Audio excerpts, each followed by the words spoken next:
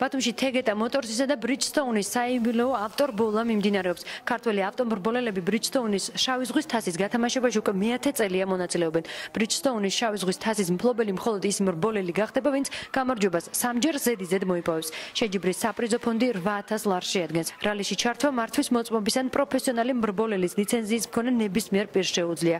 საიუბილეო ავტორბოლაზე წელს პირველად ლეგენდის ტიპის ავტომობილები გამოვლენ. ავტორბოლა იუსტიციის სახლის მიმდებარე ტერიტორიაზე გვიან საღამომდე გაგრძელდება. ფინალური შეჯიბრი კი საღამოს 8 საათზე დაიწყება. ქალაქ ბათუმში დღეს ძალიან ბევრი გულშემატკივარია შეკრებილი. რბოლა ძალიან ექსტრემალურად მიმდინარეობს. ყველა მონაწილე იბრძვის იმისთვის, რომ მოიპოვოს ბრიჯსტოუნის შავი ზღვის თასის გამარჯვება და დღეს სწორედ მე-10 რბოლა, საიუბილეო რბოლა თეგეტა მოტორსის ორგანიზებით ქალაქ ბათუმში.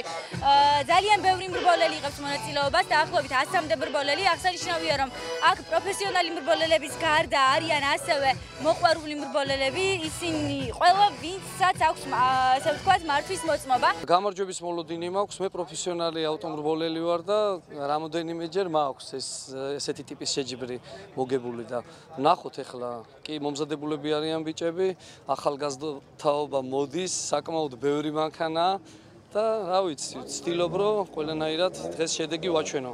ძალიან მომწონს სპორტი და მაინტერესებს როგორ არის განვითარებული საქართველოში ეს სპორტი და ვინ არიან ქართველი მრბოლელები.